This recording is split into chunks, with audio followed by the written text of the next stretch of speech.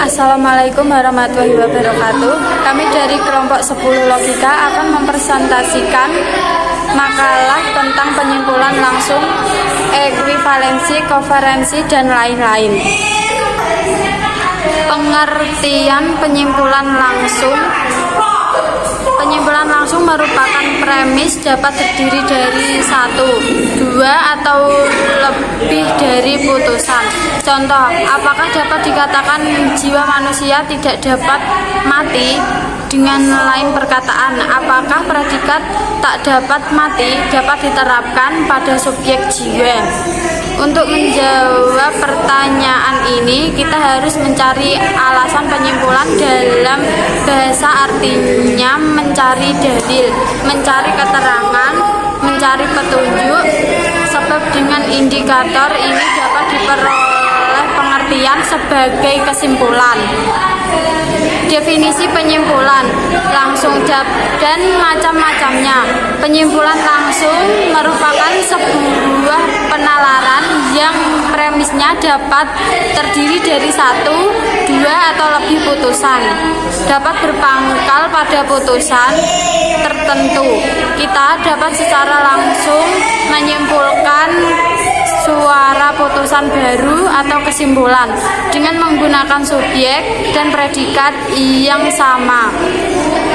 Istilah penalaran langsung berasal dari Aristoteles untuk menunjukkan penalaran yang premisnya hanya terdiri dari sebuah proposisi saja. Konseklusinya ditarik langsung dari proposisi yang satu itu dengan membandingkan subjek dan predikatnya. Cara bergerak secara langsung dari proposisi satu ke proposisi lainnya dapat terjadi menjadi beberapa macam, yaitu yang pertama ekuivalensi. Ekuivalensi adalah mengatakan suatu hal yang sama atau persis. Contoh, tidak ada orang Belgia yang menjadi jago pencak silat. Berarti dapat disimpulkan bahwa tidak ada jago pencak yang berbangsa Belgia. Yang kedua, konferensi. Konferensi merupakan deduksi dari suatu premis melalui transportasi atau pergantian, penukaran, subjek, dan objek. Yang ketiga, kemungkinan dan ekstensi pemikiran atau penalaran, inferensi yang dapat secara langsung ditarik. Pertama, apabila suatu hal ada, hal tersebut mungkin. Misalnya, jiwa dan badan dihubungkan dalam manusia. Jadi, jiwa dan badan dapat dihubungkan dalam manusia. Jadi, jiwa dan badan dapat dihubungkan.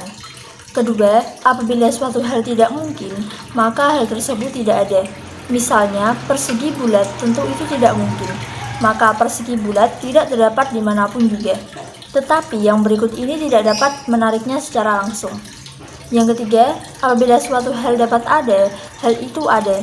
Misalnya, tentu saja sebuah dunia lain itu mungkin dapat ada, tapi hal ini kita tidak dapat secara langsung menyimpulkan. Jadi, sebuah dunia lain tersebut ada. Yang keempat, apabila suatu hal tidak ada, hal tersebut tidak dapat ada.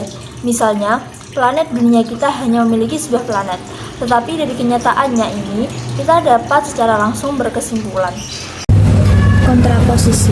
Kontraposisi adalah proses melalui mana kita menukar subjek dan predikat dari sebuah proposisi dengan non-subjek dan non-predikat.